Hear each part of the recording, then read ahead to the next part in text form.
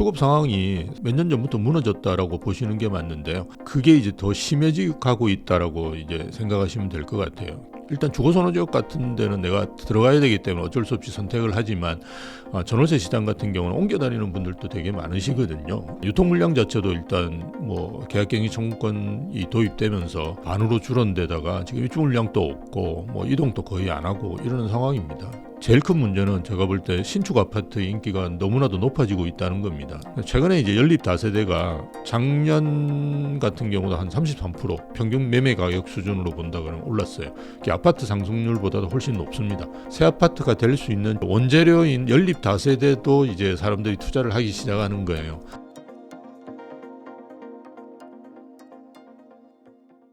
안녕하세요. 인터뷰 진행을 맡은 카프카입니다.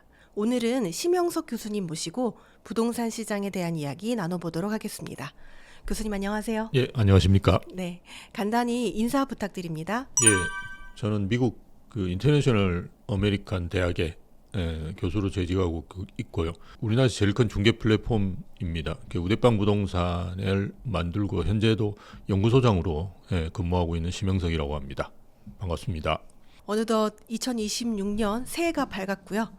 네, 또 1년이 이렇게 지나갔는데 예. 2025년 부동산 시장을 좀 정리해 주신다면요.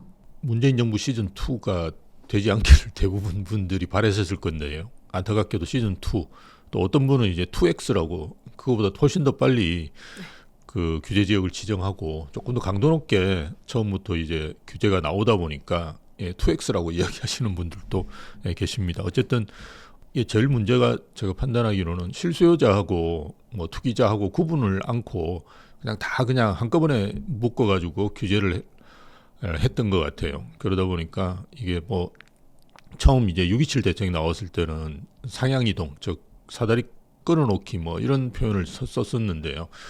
지금은 거의 사다리 걷어 차이가 아닌가라고는 이제 걱정이 될 정도로 이제 규제를 하고 있는 것 같습니다. 좀 그 문재인 정부보다도 조금 더 과격하게 지금 정책을 쓰고 있는데요. 이건 가격이 안정화된다 그러면 큰 문제가 없는데요. 지금 현재 뭐 사실 그렇지는 않은 상황이거든요. 뭐 하락은 해본 적이 없고요. 서울 같은 경우는 이제 상승폭도 다시 좀 키워가는 상황이니까요. 근데 이런 정책들이 좀 강하게 나왔다는 것은 문제가 뭐냐 그러면 앞으로도 이제 계속 오른다 그러면 쓸 수 있는 카드가 별로 없어지는 거죠. 그래서 얼마 전에도 이제 대통령께서 뭐 대책이 없다라는 말까지 나올 정도로 본인들도 상당히 이제 당황하고 있는 것 같아요. 그래서 시장에 대한 판단 자체도 좀 잘못된 것 같고요. 그래서 궁극적으로 이제 가격은 못 잡았는데 내 집 마련은 더 어렵게 만들어서 시장 왜곡은 더 뭐 심해지고 있는 상황 뭐 이렇게 보시면 될 것 같습니다. 뭐 서울 아파트 입주가 정말 역대 최저 수준인데요. 맞습니다. 이러한 공급 절벽이 2026년 부동산 시장에 좀 영향을 미칠 수밖에 없을 것 같은데 어떻게 보시나요? 여러 가지 그 부동산 시장을 제어하는 또 영향을 미치는 요인들이 많은데요. 그 중에서도 가장 핵심적인 건 수급이라고 볼 수 있겠죠. 그래서 얼마만큼 많은 분들이 내 집 마련에 나서느냐, 그리고 그에 따라서 얼마만큼 많은 이제 매물들이라든지 신규 입주 물량들이 나오느냐 이런 거거든요. 그런데 수급 상황이 사실은 뭐 한 몇 년 전부터 무너졌다라고 보시는 게 맞는데요. 그게 이제 더 심해지고 있다라고 이제 생각하시면 될 것 같아요. 그래서 올해부터 이제 입주하는 양이 뭐 발표하는 기관이라든지 아니면 어떤 것을 더 포함시켰냐에 따라 좀 차이는 있는데요. 어쨌든 만세대로 떨어진 건 맞는 것 같습니다. 그런 걸 고려해 본다 그러면 저는 이제 뭐 대학에도 있었고요. 그리고 연구소에도 근무했고 지금은 이제 뭐 미국 대학에 있으면서 벤처 기업을 하고 있는데요. 한 30여 년 이제 부동산 시장에 있으면서 데이터를 봤는데요. 이런 데이터는 사실 처음 보는 것 같아요. 서울이 이제 만세대 정도로 입주 물량이 아파트가 이제 입주 물량이 떨어지는 거는 그래서 당연히 이제 수급 요인에 의해서 매매 가격이 오를 수밖에 없는 상황이라고 보는 것이 맞는데요. 그 더 큰 문제는 이제 전월세 시장 불안이겠죠. 왜냐하면 전세나 월세는 입주 물량에 상당히 영향을 많이 받습니다. 왜냐하면 그 일단 주거선호 지역 같은 데는 내가 들어가야 되기 때문에 어쩔 수 없이 선택을 하지만 전월세 시장 같은 경우는 옮겨 다니는 분들도 되게 많으시거든요. 또 요즘은 이제 신축 선호 현상이 있기 때문에 그런 경향이 큰데 이분들이 이제 사실은 옮겨가지도 못하고 그래서 계약갱신 청구권을 요즘 뭐 60-70%다 쓰실 정도로 상황이니까 유통 물량 자체도 일단 뭐 계약갱신 청구권이 도입되면서 반으로 줄은 데다가 지금 입주 물량도 없고 뭐 이동도 거의 안 하고 이러는 상황입니다. 그런데 신규 수요는 서울에는 계속 있거든요. 결혼을 한 4만 쌍 하고요. 이혼을 또 한 10,000쌍 정도 하니까 이분들이 또 집이 있어야 됩니다. 요즘 뭐 부모님하고 같이 살거나 이혼했는데 같이 있질 않지 않습니까? 그래서 이런 수요가 5만 채 정도가 필요한데 지금 10,000채 정도, 그리고 그것도 사실은 전체가 신규 공급은 아니거든요. 왜냐하면 서울은 이제 올해가 85%가 정비 사업으로 이제 물량이 나옵니다. 85%가 정비 사업으로 나온다는 말은 그 중에 한 30% 정도만 그죠 신규고 나머지는 다 조합원 물량이거든요. 있는 집을 부수고 다시 주는 거기 때문에 이게 사실은 정부에서는 그렇게 집계를 하고 기관에서도 하지만 진정한 공급인지는 우리가 따져보셔야 됩니다. 그럼 30%라 그러면 뭐 5천 세대가 안 된다는 말이거든요. 이 정도 물량이면 그 지방의 중소규모의 도시 한 50만 도시에서 1년에 입주하는 양이라고 보시면 됩니다. 그래서 전월세 시장도 굉장히 불안해질 가능성이 크고요. 제일 큰 문제는 제가 볼 때 신축 아파트의 인기가 너무나도 높아지고 있다는 겁니다. 그게 너무 없으니까 신축에 대한 수요는 더 많은데도 불구하고 그죠? 신축 아파트가 없다 보니까 이쪽으로 사람들이 되게 몰리고 있는 상황이거든요. 그래서 신축 아파트의 가격이 구축 아파트하고 차이가 너무 벌어지고 있습니다. 10% 선이었을 때 저희가 봤는데요. 지금은 우리가 잠실 경우를 예를 들어보면 잠실 레일이 최근에 거래된 거는 일단 48억까지 확인이 됐습니다. 그게 이제 전용 8사니까 30평형대라고 보시면 되는데요. 그 바로 앞에 있는 아파트가 이제 파크리오라는 아파트죠. 네. 예, 그 아파트가 사실은 지금 입주하는 잠실 레미안 아이파크하고 잠실 레일 합친 것보다 세대수가 많습니다. 6,800세대 정도 되거든요. 그리고 한강도 훨씬 가깝고. 근데 그 아파트 30평형이 31억 정도의 거래가 됐어요. 그게 가장 최근이고 뭐 최신고가라고 볼 수 있습니다. 차이가 거의 뭐 15억, 16억 납니다. 서울 아파트 평균 정도가 차이가 나거든요. 그래서 신축 아파트가 이렇게 그냥 막 달리고 있는 거는 너무 공급이 없기 때문에 그렇다라고 볼 수 있고요. 또 하나는 이제 그동안은 이제 연립 다세대 상품이 굉장히 잠잠했었어요. 그 전세 사기 문제도 있고 이러다 보니까 선호하시지도 않고 찾는 분도 많지 않으셨습니다. 최근에 이제 연립 다세대가 그 작년 같은 경우도 한 33% 평균 매매 가격 수준으로 본다 그러면 올랐어요. 이게 아파트 상승률보다도 훨씬 높습니다. 예, 그 이유는 이제 새 아파트가 부족하니까 새 아파트가 될 수 있는 재료죠. 네. 예, 원재료인 연립 다세대도 이제 사람들이 투자를 하기 시작하는 거예요. 그러니까 어중간한 구축보다는 연립 다세대가 빨리 이제 재개발 호재들이 있기 때문에 그래서 잠잠하던 이런 연립 다세대까지 지금 거의 뭐 오르고 있는 뭐 상황이다. 그래서 지금은 이제 너무 신축이 없기 때문에 똘똘한 한 채라는 것이 그냥 신축이라는 걸로 귀결되고 있고 서울 뭐 주거선호 지역 핵심 주거선호 지역 같은 경우는 좀 다를 수 있는데요. 외곽으로 가시면 그냥 신축만 사셔야 되지 않을까 이런 걱정도 있습니다. 일단 집값이 많이 올라서 많은 네. 분들이 집값이 좀 소득 대비로 너무 많이 오른 거 아니냐, 예. 좀 지금 가격에 좀 일부 거품이 있는 거 아닐까 이런 생각을 하고 계시는데 뭐 이걸 약간 거품이라고 봐야 될까요? 아니면 좀 화폐가치 하락에 따른 유노몰로 봐야 될까요? 그래서 말씀하셨듯이 일부 아파트죠. 예, 우리가 반포에 있는 아파트라든지 아까 말씀드린 새로 입주하는 이제 잠실이라든지 최근에 또 청담동에 뭐 청담레일 같은 경우도 30평이 65억까지 막 기록하고 이러는데요. 이런 아파트는 그냥 그러려니 생각하시면 저는 좋지 않을까. 너무 이제 자꾸 비교를 하시는 거는 이게 저도 이제 그 비교를 안 하거든요. 저도 이제 비교를 하다 보면 굉장히 상대적 박탈감이 생기기 때문에 별로 비교를 안 합니다. 그래서 그런 거는 그냥 그런 상품이 있다라고 그냥 생각하시면 좋지 않을까. 왜냐하면 미국에도 정말 한 1,000억짜리 아파트도 있거든요. 네. 평당가가 한 10억씩 막 이렇게 됩니다. 근데 그런 걸 보면서 미국 분들이 큰일 났다, 우리나라 망하겠다 이렇게 생각하시지도 전혀 않고요. 그래서 그냥 그런 아파트가 있다 정도만 생각하시면 좋지 않을까. 왜냐하면 우리나라가 그 작년 아직 11월까지 정도 통계가 나왔는데요. 그 전국 아파트 평균 상승률이 1%입니다. 그러면 지금 이건 아파트를 말씀을 드리는 거고요. 우리가 연립 다세대라든지 뭐 단독이라든지 이런 걸 다 포함시키면 이제 0%대라고 보시면 됩니다. 그래서 항상 우리가 IMF라든지 아니면 저 OECD에서 발표하는 통계를 보시면 대한민국 주택 가격은 거의 안 오르는 걸로 계속 발표가 됩니다. 그걸 보시면 여러분들 깜짝 놀라실 거예요. 무슨 지금 몇십억씩 막 계속 오르는데 왜 이렇게 나오냐. 그건 아주 일부 아파트거든요. 그래서 일반적으로 저희는 거의 아파트가 안 오르고 있다. 오히려 지방은 떨어지고 있거든요. 그래서 그렇게 이제 생각해 보신다 그러면 이건 뭐 굉장히 특수한 아파트라고 보시면 되고요. 또 하나 최근에 이제 좀 주의 깊게 보셔야 될 부분은 통화량하고 환율입니다. 네. 그래서 부동산 쪽 하시는 분은 사실은 통화량은 좀 관심 있게 보는데요. 환율은 크게 고려를 안 하거든요. 근데 어느 순간 저희가 이제 전문가분들이 앉아가지고 이야기를 하면 환율에 대한 이야기도 최근에 많이 합니다. 네. 왜 그러냐 그러면 우리가 한 1300대 정도에서 그죠 움직이다 지금은 1400 후반대거든요. 네. 그것도 적극적인 정부의 개입하에서 그죠 아니면 1500대 훌쩍 넘어간다고 보셔야 되거든요.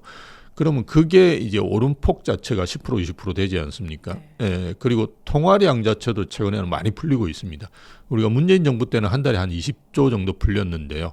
지금은 40조 정도 풀리고 있습니다. 9월인가 10월 달에 통화량 증가량이 41조입니다.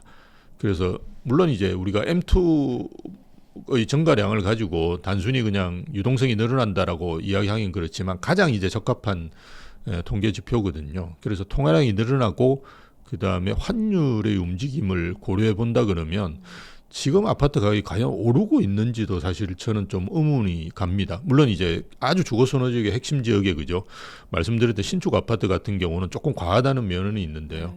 나머지 서울에 있는 아파트도 뭐 그런 통화량이나 환율을 상쇄할 정도의 수준에서 오르는 게 아닌가. 그렇게 보시는 게 맞지 않을까. 그래서 통화량하고 환율을 고려해 본다 그러면 지금 아파트 가격이 원래 그냥 보실 때는 이상하지만 통화량하고 환율을 고려해 본다 그러면 새로운 뉴노멀이 온 것이 아닌가 이렇게 보시는 게 오히려 현명하실 것 같아요. 뭐 일부 뭐 주거 선호 지역이 워낙 많이 오르다 보니까 또 많은 네. 분들이 또 뉴스에서 그런 뉴스를 보다 보니까 아파트 가격이 정말 많이 상승하지 않았나 또 이런 생각을 많이 하셨는데 이 내용을 정리를 해주셨습니다. 2026년 부동산 관련 법령이나 제도 좀 바뀌는 부분이 있을까요? 저희가 그 세부적인 부분 그리고 이미 예정돼 있는 부분들이 좀 있는데요. 그걸 크게 이제 카테고리를 한 3개 정도 나눠가지고 말씀을 드리면 집을 사는데 굉장히 불편하게 만드는 거는 더 강화될 것 같습니다. 이게 이제 그 아직 뭐 이름은 안 나왔는데요. 부동산 그냥 감독 기구죠. 근데 언론에서는 부동산 감독원이라고 많이 표현을 합니다. 예, 금융감독원을 이제 차용해서 쓰시거든요. 예, 그거 설립하는 거하고 이제 맞물려서 보셔야 될 부분인데요. 주택 매매 계약 신고 관리도 굉장히 강화됐습니다. 그래서 과거에 이제 그냥 그 중개사분들이 제출하지 않아도 되는 이제 서류 같은 것도 이제 제출하셔야 되고요. 투기과열지구에 적용되던 거를 이제는 뭐 토지거래 허가제까지 이제 적용될 수 있도록 만든 이런 부분이 있고요. 그다음 자금조달계획서 양식이 바뀌었습니다. 그리고 제출 의무도 확대되고요. 이게 그냥 예전에는 뭐 은행 이렇게 하면 되는데 지금 은행 명을 적어야 됩니다. 그리고 세분화 시켜가지고 뭐 자금조달계획서 같은 경우도 자금의 그런 조달의 부분에 있어도 굉장히 세분화시켜 놨거든요. 그런 부분이 1월부터 적용되는 걸로 알고 있습니다. 그래서 이런 거는 물론 뭐 지금은 우리가 투기자도 거의 없고 그죠. 실수요자 위주의 시장이긴 한데요. 그래도 이제 집을 사는 분들 입장에서 야 내가 이렇게까지 해야 되느냐 하는 서류가 어마어마합니다. 이제는. 그래서 저도 보면서 야 집 한 채 사는데 왜 이렇게까지 해야 되는지 좀 황당하긴 한데요. 어쨌든 이제 집을 사기 어렵게 만드는 제도들은 계속 늘어나고 있다. 그 다음에 다행히 정부에서 이제 월세 지원은 조금 확대하는 것 같아요. 그거는 지금 전세에서 월세로 그죠 급격하게 이동을 하고 있거든요. 그런 차원에서 정부에서도 좀 심각하다고 생각하는 것 같아요. 그래서 무주택 청년 월세 지원 사업을 이제 상시화하는 건데요. 이게 원래는 이제 기한을 두고 받았어요. 그래서 한도가 끝나면 이제 끝내버렸거든요. 근데 이걸 이제 계속 받아서 이제 필요한 양을 지원해 주는 걸로 이제 좀 바뀌었다라고 볼 수 있고요. 그다음 월세 세액공제 적용 대상자라든지 주택도 확대를 했습니다. 예전에는 이제 부부가 따로 이제 사시면서 그런 경우 꽤 있습니다. 저도 예전에 그 지방의 대학에 있을 때는 지방에 내려가서 월세 살았거든요. 그렇게 할 경우 양쪽에서 다 월세를 할 경우에는 하나만 인정을 해줬어요. 근데 지금은 이제 두 개 다 인정하는 걸로 바뀌었습니다. 그래서 뭐 이런 부분은 저는 뭐 정부에서 잘하고 있는 것이 아닌가라고 보여지고요. 그리고 간접적인 대출 규제는 계속 늘어나고 있는 것 같습니다. 우리가 직접적인 대출 규제는 여러분 잘 아시다시피 그 6억, 4억, 2억 그죠? 그 이상은 안 해주는 것이 직접적인 대출 규제라고 보실 수 있고요. 그리고 뭐 스트레스 DSR 이런 거는 여러분한테 직접적으로 적용되는 겁니다. 그렇지만 주택담보대출 위험 가중치를 올렸어요. 그게 원래 4월에 적용하려고 하다가 또 땡겼죠. 그래서 원래는 한 15%를 한으로 하려고 했는데 20%로 올렸어요. 그 말은 뭐냐 그러면 한 100건 중에 한 15건이 위험하다고 판단하던 거를 20건으로 바꿨다는 겁니다. 그런데 좀 황당하죠. 주택담보대출이 20%나 사고 나는 경우가 거의 없고 지금 연체율이 0.3도 안 되거든요. 예, 그런데 뭐 어쨌든 정부에서는 그렇게 해서 위험 가중치를 높인다는 말은 은행에서는 이제 대출 한도가 계속 줄어드는 거죠. 전체 한도가 줄다 보니까 이제 뭐 개별적으로 나가는 한도도 줄을 수밖에 없습니다. 그리고 금액별 주택 신용 보증기금 출연 여유를 좀 차등한 부분도 있는데요. 이것도 뭐 사고가 나면 일단 문제가 생기니까요. 그거를 기업에서 유보하듯이 이제 출연 여유로 해서 출연을 합니다. 보증기금 같은데 그게 이제 0.05%거든요. 근데 그 금액이 올라갈 때 올라가는 게 예전에는 그냥 2배 올렸다 그러면 0.1 뭐 이런 식으로 했는데요. 지금은 0.3 이런 식으로 그냥 올리는 폭을 확 올립니다. 그래서 고가주택에 대한 대출을 확 줄이는 효과가 있거든요. 근데 고가주택은 지금 2억밖에 안 해주는데 그걸 뭘 줄일 게 뭐 있는지 모르겠는데요. 어쨌든 이런 직접적이는 않은데요. 간접적인 대출 규제는 굉장히 줄이고 있습니다. 그래서 이런 거는 뭐 지금 이미 정해진 거니까요. 여러분 집을 사실 때 한번 고려해 보시면 좋을 것 같고요.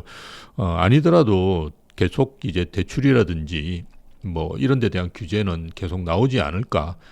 그래서 지금 현재 핵심적인 거는 스트레스 DSR에 포함 안 돼 있는 그 대출들이 있습니다. 우리가 대표적으로 이제 전세 대출, 중도금 대출, 그 다음에 이제 정책 대출 이런 것이 포함이 안 돼 있는데요.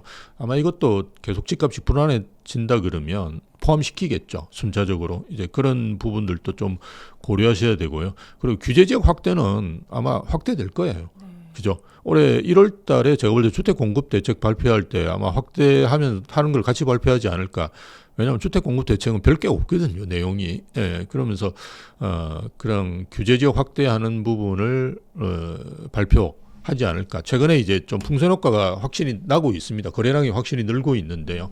뭐 구리시라든지 아니면 안양 만안구 그리고 동탄 뭐 이런 쪽은 용인 기흥구 이런 쪽은 지금 풍선 효과가 일어나고 있거든요. 그래서 그런 지역 중심으로 해서 규제 지역은 확대할 가능성이 크고요.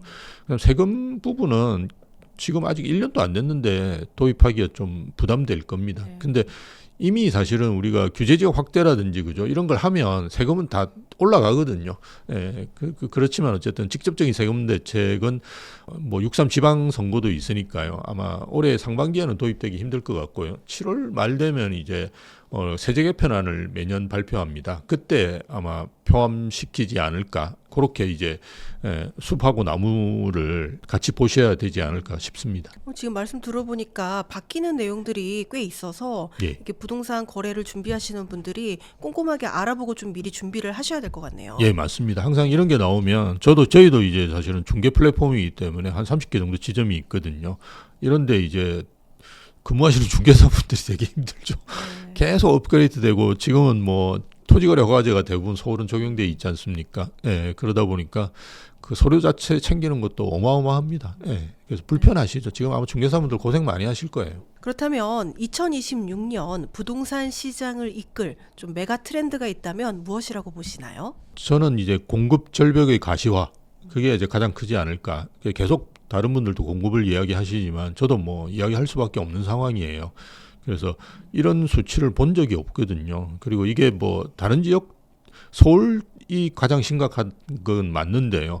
서울만 그런 건 아니고요. 전국적으로 이제 줄어듭니다. 그 말은 뭐냐 그러면 지금 건설회사들이라든지 주택 그 사업자들이 집을 짓고 있지 않다는 말입니다. 그러니까 너무 원가도 올라가고 또 뭐 지방은 뭐 분양이 안 되니까요. 그래서 서울은 뭐 한 5분의 1 토막 나는 거거든요. 그러니까 문재인 정부 기간 동안에 평균적으로 한 4만 5천 채에서 5만 채 정도 공급이 됐어요. 근데 지금 이제 이재명 정부 들어서 2026년부터 올해부터 이제 만 세대로 떨어지니까 거의 20% 수준으로 줄어든다고 보시면 되는데요. 지방도 한 반토막 나는 데가 꽤 많이 있습니다. 저희 보면. 그래서 지방도 이제 문제가 아마 곧 되지 않을까라고 생각이 들고요. 그리고 말씀드렸던 신축 아파트 초강세 이런 부분은 뭐 계속될 겁니다. 왜냐하면 말씀드렸던 이제 공급이 없는 거하고 맞물려서 뭐 신축 아파트 초강세. 그래서 저도 이제 투자 상담 같은 걸 할 때 예전에는 이제 조금 시간을 두시고 오히려 이제 천세대라든지 그죠 좋은 지역이라든지 이런 데를 좀 고르시라고 말씀을 드리는데 요즘은 이렇게 비슷한 상황이면 또는 이제 조금 나은 정도면 무조건 신축을 제가 권하거든요. 1000세대 아파트가 있고 500세대 아파트가 있는데 1000세대는 이제 한 15년 됐고요. 500세대 아파트는 5년도 안 됐어요. 그러면 무조건 500세대 아파트 사라고 말씀드려요. 이게 우리가 일반적으로 알고 있는 상식하고는 완전히 다르지 않습니까? 그죠? 그런데도 가격 오름폭 자체가 완전히 달라요. 예, 그래서 이게 시장이 너무나도 왜곡되고 있다고 보시는 게 맞는 것 같고요. 그리고 다시 강남으로. 네. 예, 그러니까 이제 뭐 저 경기도의 12개 지역까지도 그죠? 우리가 규제 지역으로 묶어버렸죠. 그래서 노원구나 강남이나 규제 받는 건 똑같습니다. 지금. 그러면 뭐 자금 여력이 계시는 분들은 그죠? 마용성 이렇게 기억거리시다가 왜냐하면 그때는 이제 용산은 아니지만 마포 성동 같은 데는 뭐 갭 투자도 하실 수 있고 그죠? 네. 여건이 좋았죠. 예, 그래서 하실 수 있었는데 지금은 다 똑같으니까요. 그냥 다시 강남을 사지 않을까라는 생각이 들고요. 그러다 보니까 최근에 송파구가 상당히 많이 오르고 있는 거는 아마 그 이유 때문인 것 같습니다. 오히려 규제가 똘똘한 한 채를 좀 더 부추기는 좀 경향이 있다 이런 이야기시. 예, 맞습니다. 똘똘한 한 채는 뭐 어떻게 지금 할 수 있는 상황이 아니에요. 정부에서 또 최근에 그저께입니까? 언론에 나왔는데요. 양도세 중과로 갈 것 같다. 예, 네. 물론 이제 기재부에서는 검토한 바 없다. 네. 이렇게 이야기하는데 항상 검토한 바 없다 해놓고 하거든요. 그걸 하려면 지금 그냥 가만히 두면 양도세 중과로 가지 않습니까? 네. 왜냐하면 배제된 게 5월 9일까지이기 때문에 정부에서 특별한 노력을 안 하면 사실은 그 양도세 중과로 가거든요. 근데 1, 2월 달에도 특별한 노력을 안 한다 그러면 이거는 그냥 간다고 보시는 게 맞아요. 근데 지금 특별한 노력을 안 하고 있기 때문에 그냥 간다. 그러면 이제 다주택자분들은 또 줄일 필요가 있는 분들은 줄이겠죠. 그럼 똘똘한 한 채는 더 강화될 겁니다. 예. 1월 현재 이 서울만 놓고 보자면 서울 부동산 시장은 사이클로 보면 어디 정도에 좀 위치해 있다고 보세요? 조심스럽긴 한데요. 네. 그 이재명 정부를 5년을 생각한다 그러면 전 초기 단계라고 보고요. 예, 앞으로 계속 오를 여지가 많다. 왜냐하면 상승 요인만 계속 있지 하락 요인은 거의 없습니다. 왜냐하면 입주 물량 계속 줄기 때문에 수급은 문제가 생기고 있고요. 금리가 오를 것 같지는 않고요. 네. 뭐 올해도 뭐 한두 번 떨어진다라는 이야기하시는 분이 많은데요. 어쨌든 하향 안정화로 갈 가능성은 높다라고 봅니다. 그 다음에 전월세 시장 굉장히 불안하고요. 그 다음에 국내 경기도 돈을 하도 푸니까 조금씩 좋아지고 있거든요. 그게 국내 경기가 좋아진다는 게 보다는 자산 가격이 들썩거리면서 그냥 분위기가 좀 그죠 좋아지고 있습니다. 그래서 코스피 지수가 4,500, 4,600까지 이렇게 빨리 가는 걸 저는 깜짝 놀래고 보고 있는데요. 예, 어쨌든 그렇게 가고 있습니다. 그러다 보니까 이게 그 뭐 계속적으로 이런 방향으로 5년 동안 간다고 보시는 것이 맞거든요. 예, 왜냐하면 어쨌든 5,000포인트까지 가겠다라고 뭐 이야기를 했었기 때문에 그런 걸 지키기 위해서 돈은 계속 풀 거고요. 그래서 어쨌든 여건은 굉장히 좋아지기 때문에 저는 뭐 그 초기 단계다 더 오를 수 있다라고 보는데요. 우리가 이번 사이클이 2013년 8월부터 시작됐어요. 통계상으로 보면. 그때부터 이제 조금씩 오르기 시작해서 중간에 한번 조정이 있었죠. 2020년하고 23년도에 금리가 너무 오르다 보니까 그걸 이제 하락기라고 이야기하시는 분도 계신데요. 저는 하락기가 1년 조금 더 이렇게 가는 경우는 거의 없습니다. 대부분은 하락기가 6, 7년씩 되거든요. 저희가 평균적으로 이렇게 보면. 그래서 그런 걸 고려해 본다 그러면 조정기라고 볼 수 있고요. 그럼 계속 지금도 상승기라고 보는 게 맞거든요. 이 상승기가 잘못하면 한 35년까지도 갈 수 있다. 왜냐하면 서울이 제일 문제인데요. 네. 서울에 이제 박원순 시장께서 재임하셨던 기간이 한 10년 정도 되거든요. 그래서 박원순 시장께서 재임하시면서 신규로 지정한 데는 거의 없고요. 원래 있던 데를 다 해제시켜 버렸어요. 서울은 이제 재개발 재건축 아니고는 공급할 수가 없습니다. 그래서 재개발 재건축이 어떻게 되느냐가 제일 중요한데요. 그게 지금 될 수 있는 여건이 거의 없죠. 그리고 10년 동안인데 그 10년의 피해가 나오는 시기가 올해부터입니다. 그래서 앞으로 한 10년 동안은 재개발 재건축은 나올 수가 없어요. 그래서 오세훈 시장께서 막 이렇게 땡기고는 있는데요. 정부에서 97 대책을 발표했지만 서울시에서도 공급대책 발표했거든요. 그 공급대책 보더라도 대부분 착공이 30년 정도입니다. 그러면 뭐 나오는 건 35년이죠. 그래서 한 10년간 이게 부족하다라고 한다 그러면 한 10년간 오를 수밖에 없는 상황이 올 수도 있다. 라는 걸 좀 생각을 해보셔야 될 것 같고요. 어쨌든 변수는 유동성과 공급인 것 같습니다. 그래서 정부에서 얼마만큼 돈을 푸느냐, 그리고 정부에서 잘해서 그죠 공급을 어느 정도 가장 빠른 시기에 이제 맞춰낼 수 있느냐, 그게 가장 큰 변수일 것 같습니다. 뭐 지금 상황을 보면 확실히 서울 상급지로 좀 쏠리는 게 더 두드러진 모습인데요. 네. 이번 사이클 뭐 이 상급지들도 이 가격까지는 갈 거다, 이런 좀 상방 어디까지 열려 있다고 보시나요? 예, 뭐 제가 말씀드리면 댓글에 또 욕을 어마어마하게 하실 건데요. 상식적으로 이제 우리가 주거선호지역 같은 경우는 갭 메우기 같은 걸 많이 하고요. 상급지가 이미 상당히 정해져 있습니다. 이제 그걸 생각해 보셔야 되는데요. 지금 잠실이 아마 올해 제가 생각하기로는 신축 같은 경우는 거의 평당 2억 가까운 수준으로 갈 것 같아요. 그래서 지금 48억인데요. 50억은 넘을 것 같아요. 그러면 1억 후반대거든요. 네. 그리고 이미 저 청담동에 우리가 청담 느레일이라는 아파트가 네. 지금 입주를 했죠. 그 아파트도 이제 30평대가 65억, 45평형이 90억을 찍었어요. 네. 물론 이제 아주 파노라마 뷰일 겁니다. 그죠? 우리가 그 일반적으로 이야기하는 정말 조망이 좋은 한강 조망이 나오죠. 한강 조망이 나오는 그런 아파트일 거라고 보는데요. 그렇다고 하더라도 평당 2억입니다. 그냥 반포하고 가격이 같아져 버렸어요. 그 반포 입장에서 볼 때는 조금 우리 가격이 잘못돼 있나라는 생각을 할 수 있거든요. 바로 옆에 있는 대치도곡도 상당히 황당한 상황이에요. 지금 잠실레일이 48억대인데 대치도곡에서 제일 그 가격이 높은 아파트가 레미안 대치팰리스라는 신축입니다. 준신축입니다. 이제는 15년도에 입주한 아파트이기 때문에 이제는 10년이 넘었죠. 그 아파트가 47억 정도 하거든요. 그래서 강남 쪽, 그러니까 우리가 소위 조금 더 서쪽이죠. 동쪽 말고 그죠. 서초나 강남 쪽에 집이 가지고 계신 분들은 조금 의아해 하실 상황이긴 해요. 왜냐하면 동쪽의 거의 끝인 청담, 그 다음에 아예 그냥 송파구 넘어간 가격들을 보다도 자기가 훨씬 지금 낮은 상황이거든요. 특히 반포 입장에서 볼 때. 근데 이게 새 아파트가 들어와야지 힘을 쓸 수 있습니다. 그리고 새 아파트가 좀 대장이 되는 새 아파트가 들어와야 되죠. 그래서 작년에도 뭐 메이플자이라든지 그리고 올해도 트리니원이라는 그죠 아파트가 입주를 합니다. 입주를 하는데 그거는 이제 그 완전 파노라마 뷰를 만들 수 있는 아파트는 아니거든요. 메이플자이는 오히려 저 고속도로에 가까이 붙어 있습니다. 그래서 그런 아파트가 아니기 때문에 저는 조금 더 시간은 필요하다고는 봐요. 그렇지만 2027년 11월 달에 드디어 우리가 좀 고민하고 있는, 저는 계속 쳐다보고 있는 아파트가 뭐냐 그러면 DH 클래스입니다. 그게 반포 주공 1단지 1, 2, 4주구예요. 트리니원이 이제 3주구고요. 그 따로 떼서 이제 했죠. 원체 세대가 큽니다. 트리니원도 한 2, 3천 세대 되는데요. DH 클래스가 5천 세대입니다. 5,002세대인가 그래요. 일반 분양문만 2,500세대 아마 올해 나올 겁니다. 이거는 무조건 이제 청약을 하시는 게 좋고요. 네.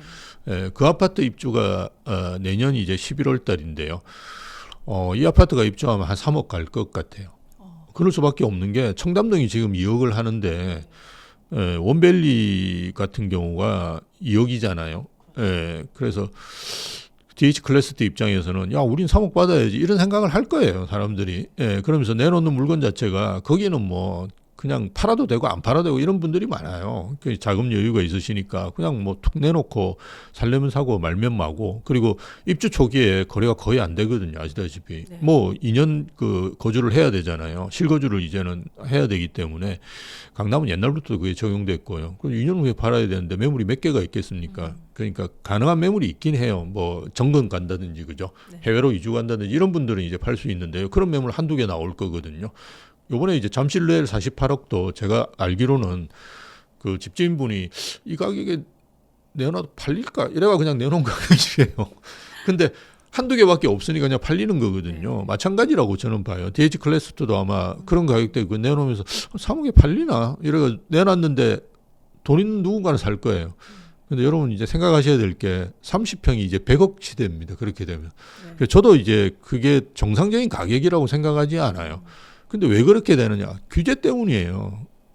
규제, 원래 이제 가격이 많이 나오고, 그 매물이 많이 나오고, 그죠? 거래가 되면서 뭐 50억도 있고, 60억도 있고, 그죠? 70억도 있고, 이렇게 되어야지 이게 정상적인 가격이거든요. 근데 하나씩밖에 거래가 안 되는데, 이 가격이 계속 그 전에 거래됐던 가격보다 몇 억씩 더 높게 계속 이렇게 찍히거든요. 그럼 집주민들 입장에서 볼 때도, 이게 정상 가격이구나, 이렇게 생각하는 거예요. 그래서 정말 규제를 안 풀면 이거를 3억까지 가는 거를 막을 수가 없다고 저는 봐요. 그 압구정동이 이미 그 구축들이 2억 하잖아요. 압구정동은 신축으로 바뀌면 얼마가 될지 진짜 생각하기 좀 무서워요. 예. 그래서 어쨌든 뭐 지금은 이제 그런 방향으로 가기 때문에 저는 3억은 뭐 당연히 이재명 정부 때 평당 3억은 나올 거라고 봐요. 그렇다면 이러한 상승세가 서울 외곽으로도 좀 온기가 퍼질 거라고 보시나요? 예, 뭐 퍼질 수밖에 없죠. 퍼질 수밖에 없는데 이제 어디로 가고 어느 정도 수준까지 가느냐를 좀 고민하셔야 되는데요. 옛날만큼 다 오르지는 않을 거예요. 그래서 수요도 굉장히 뾰족하게 되거든요. 그런 걸 고려해 본다 그러면 우리가 서울 외곽이다 그러면 노도강 금강구 뭐 이렇게 생각해 볼 수 있는데요. 최근에도 이야기가 많이 나오는 거는 노원구인데요. 저는 조금 다르게 봅니다. 그래서 저는 그 관악구하고 구로구가 조금 더 유망하지 않을까 이렇게 판단을 하는데요. 그 이유는 제가 최근에 이제 뭐 계속 이제 통계들은 보니까요. 상위 10위 아파트들이 21년도하고 비교해 봤을 때 25년에 얼마만큼 회복했느냐 이걸 보는데요. 뭐 우리가 앞에서 이야기했던 핵심 주거 선호 지역 같은 경우는 볼 필요도 없습니다. 이미 120%, 130%돼 있는 데도 있고요. 잠실 같은 경우는 뭐 지금 2배 됐어요. 그죠? 48억이다 그러면 옛날에 그 아파트가 20억 후반대 아파트들이잖아요. 대부분 엘리트 뭐 이런 아파트들이. 근데 어쨌든 뭐 지금 거의 2배 된 상황이니까요. 볼 필요가 없는데 그나마 이제 노도강 금강구 같은 것도 이제 보면 관악구하고 구로구만 그 회복했어요. 나머지 지역들은 회복을 안 했습니다. 그래서 이런 거는 좀 유심히 보셔야 됩니다. 저도 이제 모든 아파트를 알지는 않잖아요. 네. 그래서 이렇게 투자 상담할 때 이제 가끔씩 뭐 다른 아파트도 물어보시거든요. 또는 뭐 갑자기 전화하셔서 물어보시는 분도 계시고 이런데요. 그럼 제가 이제 이야기하는 게 저는 이제 그 지역에 대한 이야기는 해드리면서 제가 그 아파트는 잘 모르니까 조심스러운데 어쨌든 24년, 25년도에 그 아파트가 올랐는지를 한번 보시라고 이야기합니다. 그래서 안 올랐다고 이야기하시는 분들이 계시면 또 그분들은 이렇게 이야기해서 안 올랐으니까 이제 오르지 않겠습니까? 이렇게 이야기하는데요. 저는 아주 단호하게 이야기합니다.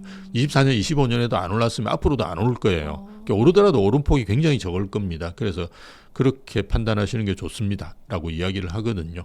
그래서 수요가 뾰족하다 보니까 이게 얼마만큼 그죠? 기존의 최고가를 회복했느냐.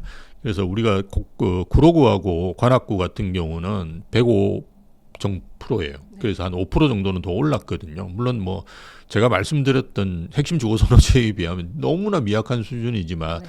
어쨌든 뭐 전체 가격이 올랐다는 말은 아닙니다. 제가 말씀드리는 거는 대장 아파트들 그죠? 상위 5위, 10위 이런 아파트들이 그 정도 올랐거든요. 그래서 그런 점들을 고려해 본다 그러면 저는 오히려 관악구 구로구가 괜찮다. 그리고 관악구 구로구가 또 괜찮은 이유는 원재료인 연립 다세대가 오를 수 있는 여건들이 좀 있다. 그 말이 뭐냐 그러면 노원구 같은 경우는 재개발보다는 재건축이 많습니다. 네, 거기는 아파트가 많거든요. 그래서 30년 이상 된 아파트가 제일 많은 데가 우리나라에서 노원구입니다. 근데 우리가 생각해 보시면 그 아파트는 드라마틱하게 오르지는 않아요. 특히나 이제 재건축 대상 아파트 같은 경우가 뭐 3배씩 5배씩 이렇게 오르지는 게 아니거든요. 근데 이런 재개발 투자하시는 분은 잘 아시겠지만 연립은 아주 드라마틱하게 오릅니다. 이게 뭐 구역이 지정되고 그죠. 조합 설립되고 이러면 확 오르거든요. 원래 가격이 작습니다. 뭐 3, 4억짜리도 아직 서울에 많이 있고요. 평균이 제가 보면 한 5, 6억 정도밖에 안 돼요. 좋은 지역이라 하더라도. 그런데 이게 20억까지 가면 막 정말 드라마틱하게 오른 거거든요. 근데 실제로 여러분 지금 사업 시행인가나 관차돼 있는 데는 그 정도까지 가고 있습니다. 그래서 대표적인 게 저 노량진 뉴타운인데요. 그게 작년 초만 해도 제가 20억대 안인 걸 봤는데요. 30억 가까이 가 있어요, 지금. 예, 그래서, 야, 이게 안전마진이 있는가라고 우려될 정도인데요. 예, 어쨌든, 뭐, 상당히 가격이 드라마틱하게 오릅니다. 그래서 그런 걸 고려해 본다 그러면, 노원구도 물론 그 재개발 사업이 있습니다. 그 상계 뉴타운이라고 해서, 예, 거의 불암산 쪽에 보면, 예, 뉴타운이 좀 있죠. 예, 1, 2, 3 구역이 그나마 좀 잘 가고 있는 데인데요. 예, 그런 데가 있지만, 전체적으로는 이제 재건축 아파트가 많죠. 예, 아파트가 많기 때문에 상승의 한계가 있기 때문에 호재의 폭발력이 좀 약하다. 대신에 관악구와 관악구는 이제 신림 뉴타운 이런 데들이 있거든요. 여기도 1, 2, 3구역이 좀 빨라요. 예, 그래서 1구역은 아마 사업 시행인가 나온 것 같고요. 2구역이 아마 분양할 거예요, 올해. 3구역은 이미 입주했죠. 서울대역 벤처타운 뭐 푸르지온가 하는 아파트입니다. 예, 세대가 제일 적긴 해요. 그래서 이런 데들이 막 이렇게 최근에 이제 빠르게 가고 있습니다. 신림 뉴타운이. 그래서 그런 데들이 빠르게 가면서 막 신축이 나오고 이러면 가격대를 올리거든요. 그래서 나머지 지역들도 같이 오를 수 있는 여지가 있다. 구로구도 마찬가지입니다. 재개발 사업들 되게 많습니다. 이 구로구는 종류가 굉장히 다양하게 많이 있습니다. 그래서 그런 점을 고려해 본다 그러면 저는 관악구나 구로구 쪽을 유심히 보시는 것이 더 좋지 않을까. 그렇게 봅니다. 그리고 요 두 군데는 그죠. 외곽보다는 조금은 그저 도심에 가까워요. 네. 예, 도심에 가깝습니다. 그래서 도심 접근성이 좋기 때문에 그런 점도 있지 않을까 그렇게 보여집니다. 네. 뭐 말씀해주신 것처럼 워낙 신축 선호 현상이 뚜렷하다 보니까 신축 가격이 너무 높아서 많은 분들이 이 구축을 사야 되는지 신축을 사야 되는지 이런 고민이 굉장히 많은 것 같습니다. 네. 그런데 이제 지금 일기 신도시가 선도지구 지정 이후에 재건축에 대한 기대감이 굉장히 높은데요.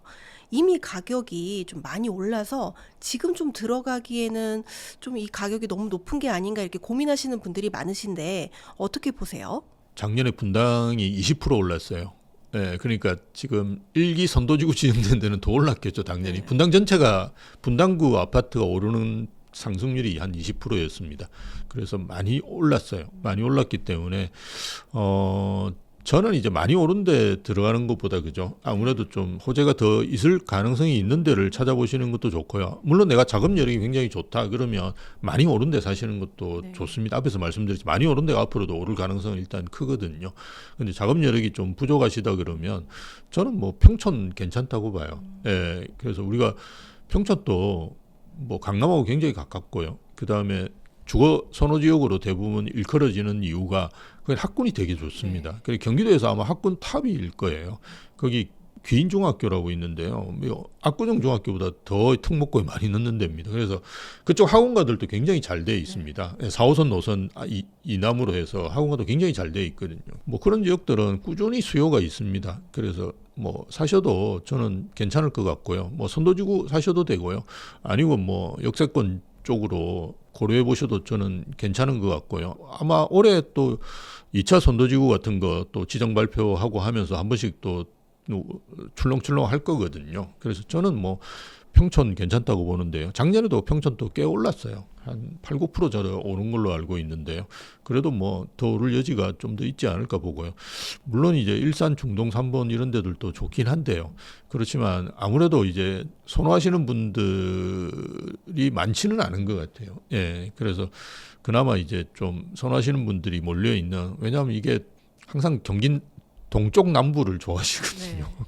그래서 그런 걸 고려해 보신다 그러면 뭐 저는 평촌 좀 괜찮고, 앞으로 뭐 일기 신도시는 저는 괜찮을 거라고 보는 게, 최근에 이제 분당에 리모델링한 아파트 분양을 한 2건, 지금 한 건은 이미 청약이 끝났고요. 네. 또 한 건을 하고 있거든요. 근데 처음에 분양했던 게 느티마을인가 아마 그럴 거예요. 거기 이제 TL1이라고 하는 아파트를, 이건 리모델링한 아파트입니다. 그래서 우리가 선호도를 보면 재건축한 것보다는 리모델링한 아파트 선호도가 떨어지죠, 당연히. 네. 예, 그런데도 불구하고 이게 분양가 상한제 안 걸려 있다 보니까 30평대 분양가가 26억인가 했어요. 예, 일단 완판됐습니다. 네. 예, 그래서 이제 분당도 가격대가 달라질 거예요. 그리고 앞으로 이제 우리가 지금 가격대로 계속 이제 판단하시면 안 되고요. 앞으로 분양가는 계속 오를 거예요. 그죠? 그래서 서울은 앞으로 한 2, 3년만 되면 저는 10억대 분양가를 책정하기가 힘들 거라고 봅니다. 지금 벌써 뭐 광명이나 이런 데도 17억씩 막 분양가를 책정하거든요. 그래서 거의 힘들 거다. 예, 물론 이제 그 강남 상구나 용산 같이 분양가 상한제가 있는 지역 같은 경우는 굉장히 이제 주변 시세 대비 낮은 가격으로, 그죠, 하다 보니까 막 로또라고 해서 어마어마하게 이제 들어오시는데요. 그렇지 않은 지역들은 주변 시세보다는 높을 거다. 저는 그렇게 봐요. 그리고 그게 정상이다. 왜냐하면 분양가라는 거는 3년 후에 매매가잖아요. 네. 그러면 우리가 금리라든지 물가 이런 걸 다, 위험에 대한, 위험 거의 없는 상품이긴 하지만 리스크 프리미엄을 다 고려해 본다 그러면 한 10% 높은 게 정상이라고 봐요. 근데 지금은 좀 특수한 상황이기 때문에 뭐 저는 더 높을 수도 있다고 봐요, 가만히 두면. 그래서 분양가 수준이라든지 앞으로 오를 가격 수준을 본다 그러면 뭐 저는 뭐 그 안전마진이라고 보통 이야기하는 그런 것이 조금 더 있는 상품들이 아닐까. 그래서 지금 단계로 좀 판단하시지 말고 좀 미래, 그리고 뭐 5년 후 뭐 이렇게 판단해 보시면 좋을 것 같아요. 그렇다면 혹시 지금은 좀 많은 관심을 받지 못하고 있는 지역이지만 앞으로 한 10년 정도 후에 좀 천지개벽할 만한 좀 상승 잠재력이 있는 곳이 있다면 어디라고 보실까요? 예, 천지개벽할 때는 제가 살고 있는 마곡이 천지개벽을 했는데요. 예, 그런 데는 일단 그렇게 많이 오르지는 않더라고요. 저는 이제 두 가지 요소를 고려해서 보셔야 된다고 봐요. 일단 교통호재는 철도입니다, 무조건. 예, 그 중에 이제 대심도 철도라고 해서 우리가 지하 40m를 뚫어가지고 달리는 거예요. 그게 표정속도라고 해서 한 100km씩 막 달리거든요. 그게 의미가 있습니다. 이를테면 우리가 GTX-A라고 하는 노선이 올해 6월 달인가 이제 삼성역도 통과를 해서 갑니다. 그래서 여러분 대곡역에서 타시면 수서역까지는 20분 정도에 오실 수 있을 거예요, 거의. 그러니까 어마어마하게, 그죠, 교통혁명이 일어납니다. 그래서 올해부터 아마 그 움직임이 아주 구체화될 거예요. 그렇지만 안타깝게도 또 위쪽보다는 밑에 추천드릴 수밖에 없는데요. 구성역이라고 있습니다. 잘 아시는 분들 많을 거예요. 그게 용인에 보면 플랫폼 시티라고 있는데요. 그거 하는 조금 위쪽이에요. 그래서 플랫폼 시티의 호재도 있고요. 거기에 블루밍이라는 아파트가 좀 가까워요. 근데 이게 2000년도에 입주한 아파트라서 구축입니다. 구축인데 작년에 거래된 게 한 104건인가, 제가 조금 더 늘어났을 거예요. 왜냐하면 아직 한 달 정도 집계를 더 해야 되니까 한 104건 정도 거래됐는데요. 재작년에 거래된 게 40건이에요. 그래서 그쪽이 많이 삽니다. 그래서 조금씩 오르고 있어요, 지금. 그래서 아직 물론 구축이 좀 많습니다. 거기 이편한 세상만 신축이고요. 그거는 한 13억 정도 합니다, 가격대가. 근데 그거하고 차이가 꽤 커요.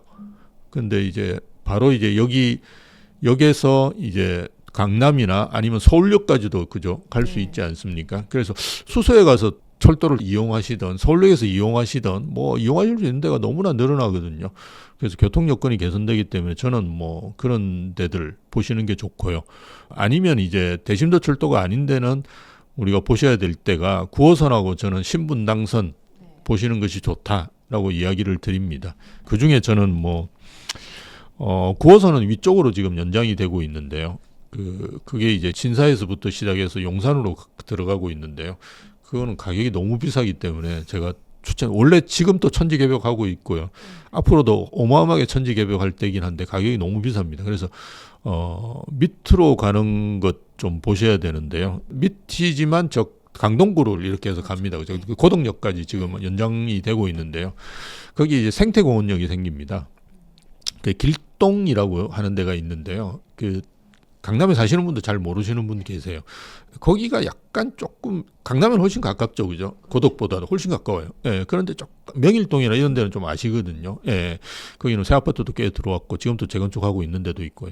근데 길동도 보면 재건축하는 삼익타운인가 뭐 재건축하는 아파트도 있고요. 최근에 그 재개발 예정지로도 지정하고 지금 그 동의서 걷고 있는 데도 있습니다. 예, 그래서 그런 데들 그리고 생태공원역 주변에 보면 그 자이 헤리티지인가 뭐 하는 아파트가 대장인데요. 네. 예, 그 아파트 말고도 그 조금 신축이면 준신축 이런 아파트들이 꽤 있거든요. 그 생태공원역이 아마 개통되면 상당한 그 호재가 있으니까요. 예, 2028년도에 개통하는 걸로 알고 있습니다. 그래서 생태공원역 주변 또 저는 괜찮다고 보고요. 신분 당선 같은 경우는 이제 그 아까 말씀드린 위로 가는 것만 관심이 있는데 이제 밑으로 가는 것도 좀 보시라라고 말씀드리는 게 밑으로 가는 게 이제 호매실 쪽으로 가거든요. 그래서 뭐 호매실이나 화서 이런 쪽도 아직 가격대가 상당히 괜찮습니다. 그리고 거기도 이제 주공 아파트들이 꽤 있거든요. 그 중에 이제 재건축하는 이슈가 있는 아파트들도 있습니다. 그래서 한 3년이나 5년 후에 뭐 우리가 일반 분양가라든지 그죠? 아니면 이제 새 아파트들 가격들 이렇게 좀 유출을 해보시고 지금 단계에서 어느 정도 안전 마진이 있는지 보시면 좀 뭐 투자할 때 좀 있다고 봅니다. 그래서 그 한 3개 정도 지역 관심 가지고 보시면 좋을 것 같아요. 시드가 한 3억 정도 되는 30대 무주택자라면 지금 3기 신도시 청약을 좀 기다리는 게 나을까요? 아니면 조금이라도 빨리 서울 구축이라도 사는 게 나을까요? 시드 3억으로 서울 구축 사시기 아주 어려우실 거예요. 그죠? 예, 외곽 지역에서도 굉장히 좋은 평수 이렇게 보셔야 될 거예요. 왜냐하면 지금 서울 아파트 평균 가격이 KB에서 나오는 통계를 보면 15억 조금 넘었어요. 그런 상황에서 3억으로 지금은 갭을 못 사시거든요. 그 아파트를 그냥 사셔야 되는데 3억짜리 아파트 아마 정말 찾아보기 힘드실 거예요. 그래서 정말 외곽으로 가셔야 되는데요. 저는 그냥 3기 신도시 청약도 괜찮다고 봅니다. 그게 가격대가 한 80%, 뭐 70% 요선에서 아마 책정되고요. 그리고 또 입주할 때 가격을 자꾸 생각하셔야 됩니다, 여러분. 지금 뭐 저 가격을 내가 옛날에 이제 우리가 그냥 사전 청약할 때하고 본 청약할 때하고 가격이 오르잖아요. 그렇죠. 그래서 무슨 몇 천만 원이나 올랐냐. 서울이 지금 오르는 게 몇 천만 원 수준이 아니고요. 몇 억씩 지금 분양가가 오르고 있어요. 그래서 몇 천만 원 정도면 거의 안 오르는 겁니다. 그리고 정부 입장에서도 이게 사전 청약과 본 청약의 분양가가 크게 차이 나는 걸 바라지는 않을 거예요. 그래서 어쨌든 뭐 눌러가지고 이렇게 분양을 하는 거기 때문에 저는 굉장히 좋다. 그리고 공공 분양도 마찬가지고 어쨌든 뭐 이게 주변 시세에 대비해서는 굉장히 싸다. 주변 시세에 비해서 싼 거는 이제 서울은 없다라고 보셔야 됩니다. 유일하게 할 수 있는 게 이죠. 공공에서 하는 거라고 보시면 되는데요. 공공 분양이나 상기 신도시 이렇게 보셔야 되고요.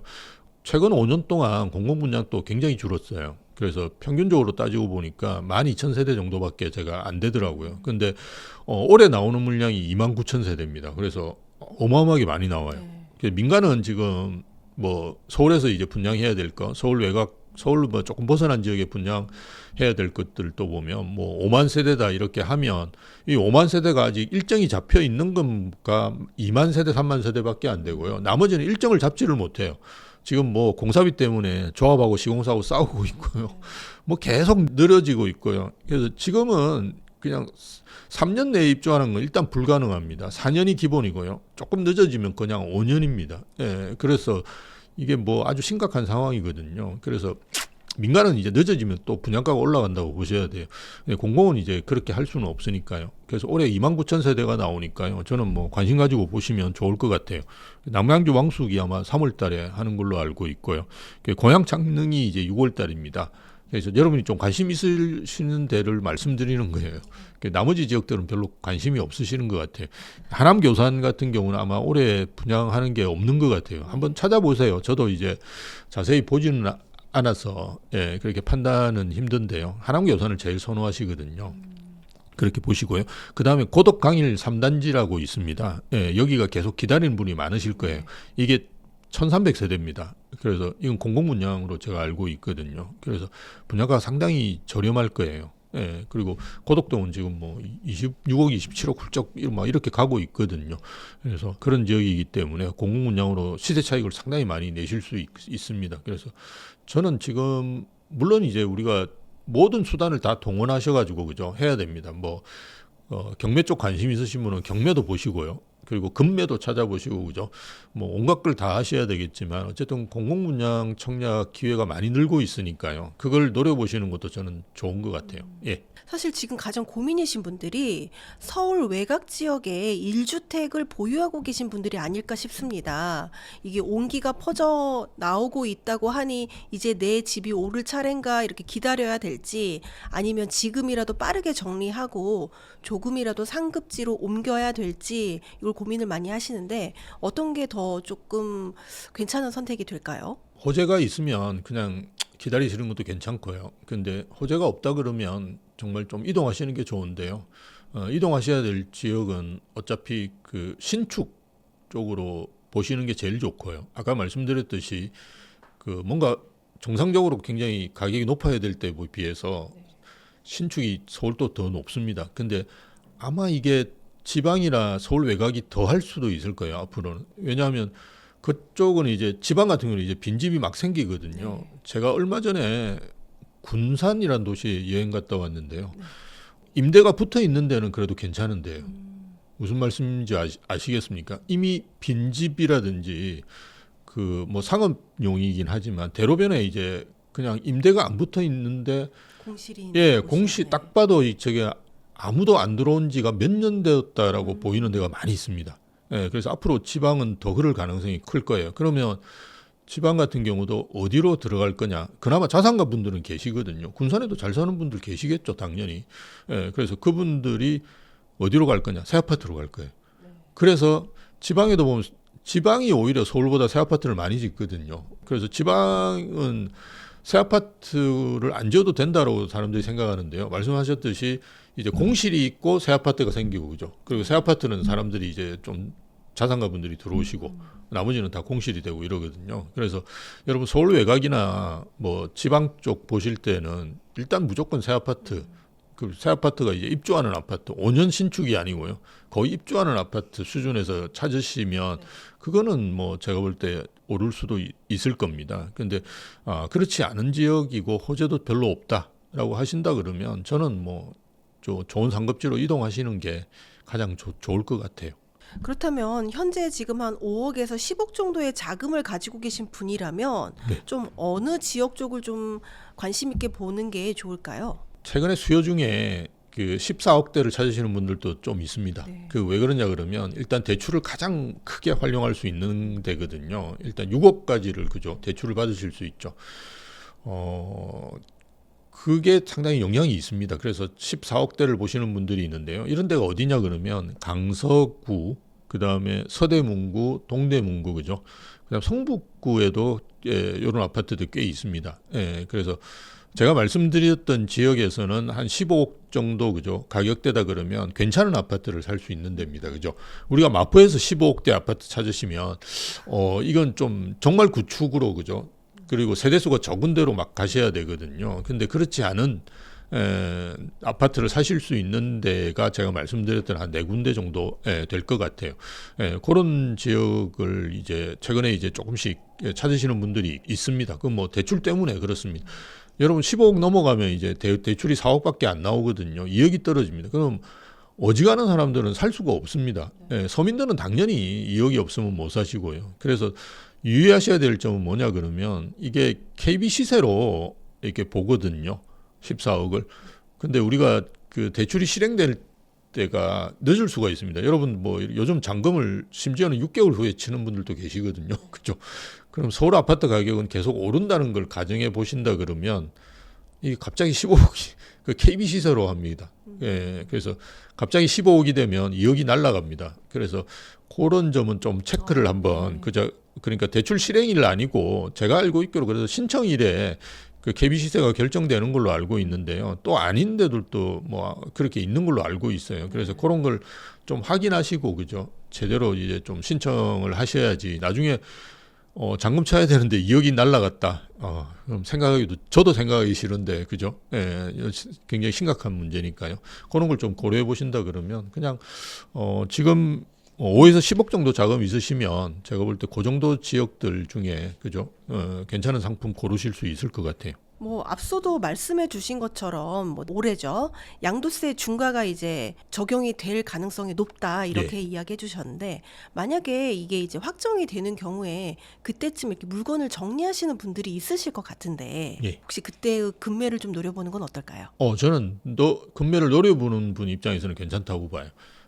근데 아마 많지는 않을 겁니다. 많지는 않은 이유가 일단 우리가 계속 다주택자 양도세 중과는 계속 적용되어 온 거거든요. 그리고 강남 3구하고 용산 같은 경우는 이제 유예를 시켜놓은 거였죠, 그죠? 그렇지만 강남 3구나 용산은 문재인 정부 때부터 한 5년 동안 시달렸습니다. 그래서 정리하실 분들은 대부분 저는 정리했다고 봐요. 그래서 좀 지금 버티거나 아니면 뭐 한두 채로 이제 바꿔 놓으신 분들이 많죠.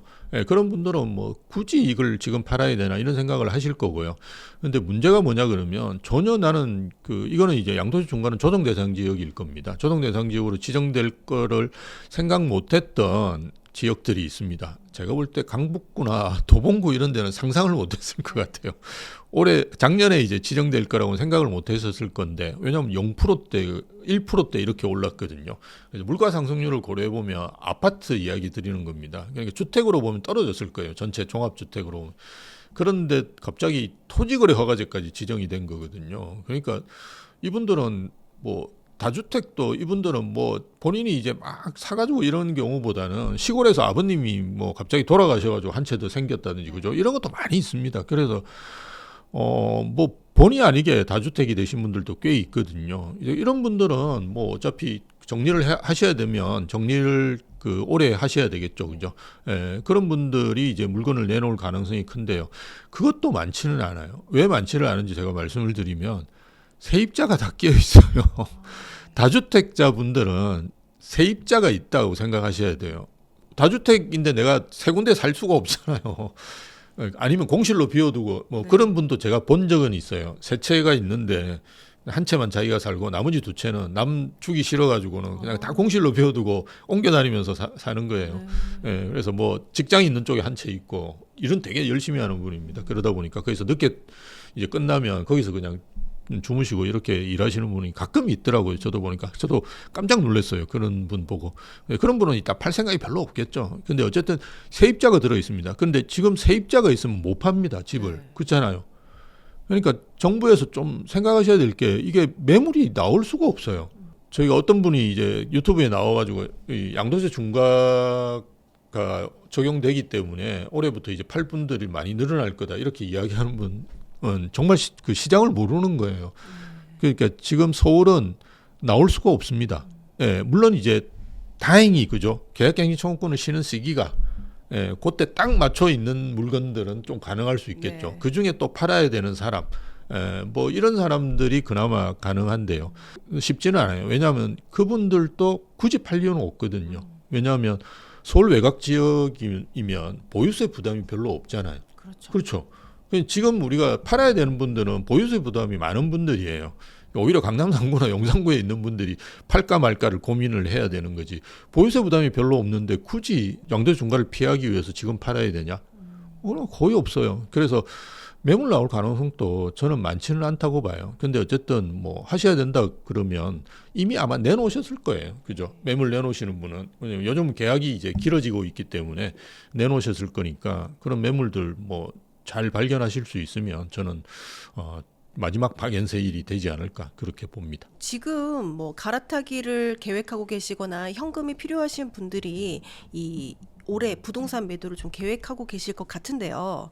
혹시 2026년 중에 매도를 하기 좋은 시기가 있다면 언제쯤으로 보시나요?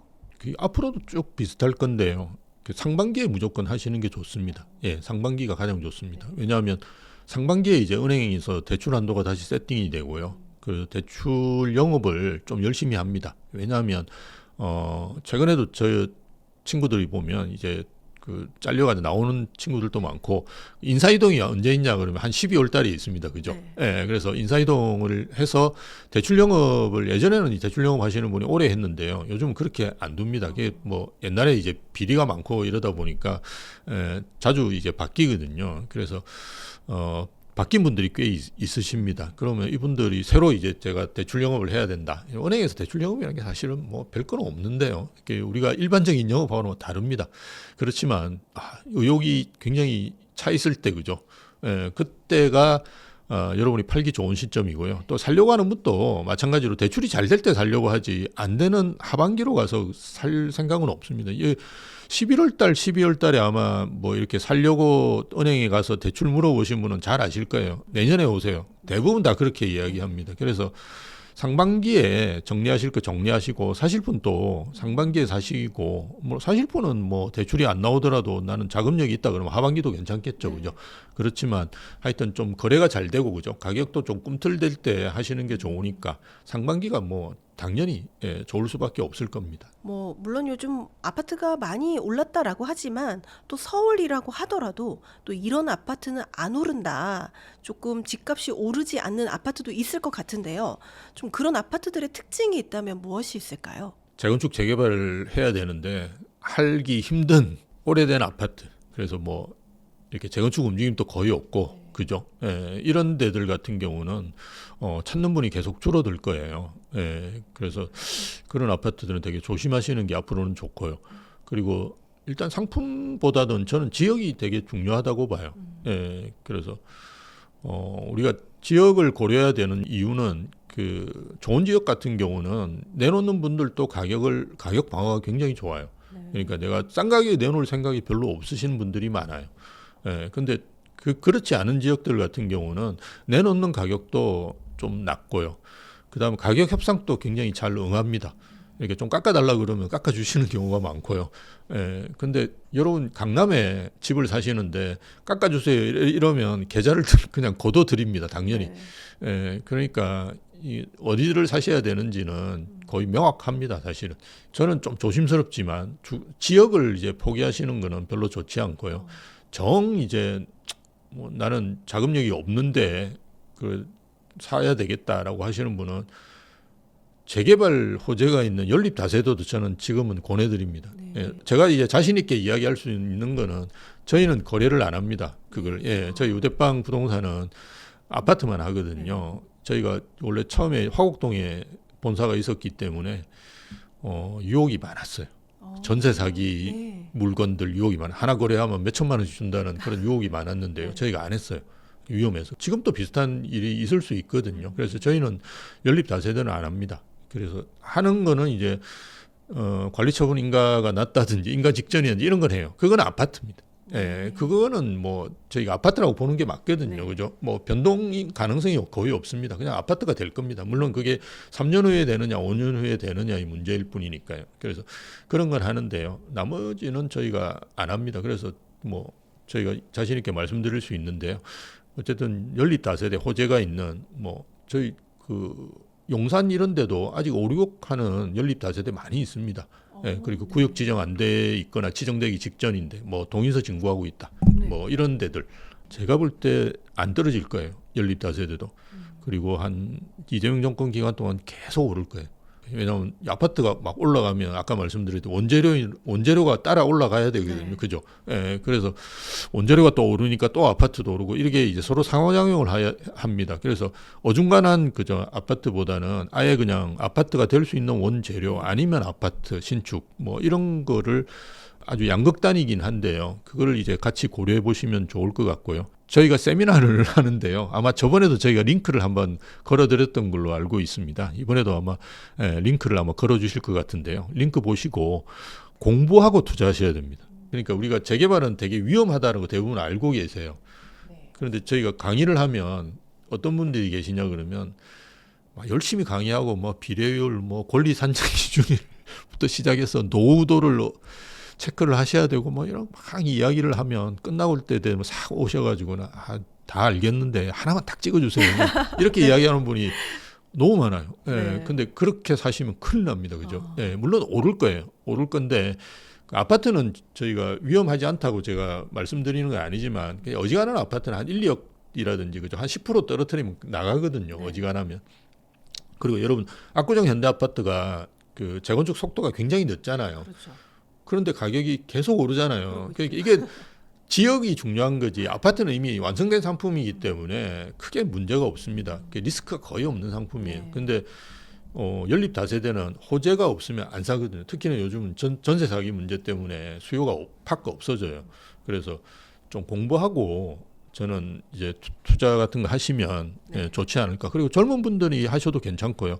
나이 드신 분들도 제가 어떤 분 같은 경우는 오셔가지고 이제 투자 상담하시면서 본인 아파트 이제 증여해주고 싶다. 그 뭐 이제 베이비 부모들이 그런 생각을이나 의지를 가지신 분이 되게 많습니다.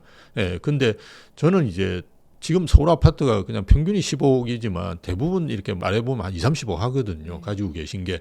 그거 증여세만 어마어마하거든요. 지금은 또 부담부 증여도 안 되잖아요. 그냥 다 그냥 입주하셔야 되는 건데, 그걸 정말 하시면 안 된다. 왜냐하면 또 자제분이 그 어린 분이 나중에 한 30대 때 되면 그 아파트가 한 50억은 돼 있겠죠. 내가 30대인데 50억짜리 아파트 있어. 그럼 인생을 열심히 살까요? 별로 열심히 살 것 같지 않아요. 그죠? 네. 예, 그러니까 아드님이나 따님을 망치는 지름길이 될 수도 있어요. 그래서 오히려 저는 이제 그 빌라나 연립 같은 거 호재에 있는 연립 다세대 사주라. 네. 뭐 5, 6억이니까 그거는 또 갭 투자 가능하죠. 그죠? 예, 연립 다세대 물론 이게 차이가 있습니다, 여러분. 그 모든 이제 연립 다세대가 갭 투자가 가능한 건 아니고요. 안 되는 데도 있습니다. 최근에 신통기획으로 이렇게 지정하는 데는 들어가셔야 돼요. 네. 예, 그리고 저 한남 뉴타운은 안 들어가셔도 되는데요. 성수 전략 정비구역은 들어가셔야 돼요. 이런 식으로 개별성이 굉장히 강합니다. 그래서 그걸 확인해서 보셔야 되는데요. 어쨌든 갭 투자가 가능하니까요. 증여세가 거의 없어요. 거의 안 나옵니다. 특히나 결혼할 때 그런 거 사주시면 증여세 거의 안 내실 거예요. 뭐 그렇게 사주는 게 저는 맞다고 봐요. 그러면서 본인도 이제 부동산에 관심이 있거든요. 그렇게 되면 이게 어떻게 바뀌어가는지 이런 걸 한번 본인이 보면 저는 굉장히 좋을 거라고 봐요. 그래서 젊은 분은 리스크를 좀 부담하시는 것도 괜찮고, 그죠? 그리고 나이 드신 분이 증여하기도 괜찮은 상품이기 때문에 저는 뭐 최근에는 많이 권해드립니다. 왜냐하면 제가 지역을 굉장히 중요시하거든요. 그래서 지역을 고려해 본다 그러면 지역 내에서 그런 상품을 고르시는 것도 제가 볼 때 나중에는 모든 연립 다세대는 아파트로 바뀌어 있을 거예요. 어떻게든. 아니면 서울에 밀려드는 수요를 감당할 수가 없습니다. 최근에는 잘 아시다시피 지방에서 그죠. 서울 살려는 분이 어마어마하게 많습니다. 예, 그래서 그분들까지 지금 합세해서 서울 아파트를 살려고 하는데 지금은 약간 주춤하고 있어요. 왜냐하면 토호제 때문에 지금 들어와서 살 수가 없거든요. 내가 의사인데 지방에 개업하면 그걸 다 그만두고 서울 와서 개업한다. 상상하기 힘들거든요. 애들 학교도 있고 그죠. 뭐 이러니까 지금 못 하고 계시는데요. 이게 뭔가 또 여건이 되거나 아니면 방법을 찾으실 거예요. 그러면서 계속 서울 쪽을 노려보시거든요. 그럴 수밖에 없는 게 이분들이 서울에 있는 그 의사분들보다 훨씬 많이 봅니다. 네. 예, 지방 분들이 소득 수준이 높아요. 그래서 내가 뭐 50억짜리 빌딩을 지방에 샀어요. 그 50억짜리 빌딩이 40억이 돼 있는 거예요, 지금. 그리고 내가 아파트를 20억 주고 샀어요. 진짜 좋은 데 산 거죠, 20억. 네. 지방이 20억이면 정말 저 대구는 그죠? 우리가 수성구나 아니면 부산의 해운대구 이런 데를 산 거예요. 샀는데 안 올랐어요, 하나도. 좀 오르다가 다시 떨어져 가지고는 20억 그대로 돼 있는 거예요. 예, 10년 지났는데 서울은 보니까 한 많이 오르는데 5배 올랐어요. 그러니까 이분들이 너무 화가 나는 거예요. 그래서 여러분이 자산가라면 어떤 행동을 할 것 같습니까? 다 서울로 올라와요. 다 서울로. 그래서 이 수요를 어떻게든 확보를 하기 위해서는 아파트를 계속 만들어내야 되는데요. 서울은 다른 지역에 비해서 아파트 거주 비율이 굉장히 낮아요. 왜냐하면 아파트를 못 짓게 10년 동안 만들었기 때문에 지금 아파트 거주 비율이 한 45% 정도밖에 안 됩니다. 울산은 이런 데는 70%예요. 그만큼 아파트로 바뀌어야 될 연립 다세대가 많다는 말이니까요. 저는 당분간 5년간은 계속 오를 거예요. 그래서 한번 공부하셔가지고 투자해 보시는 것도 좋을 것 같고요. 세미나에서 배웠으면 좋겠습니다. 네. 오늘도 소중한 시간 내주셔서 너무 감사드립니다. 마지막으로 성공의 진심인 구독자분들께 한 말씀 부탁드립니다. 네, 주택시장이나 부동산 시장 떠나지 마시고 어려움이 있더라도 좀 방법을 찾아보시면 제일 좋을 것 같습니다. 네. 오늘 감사드립니다. 예, 감사합니다.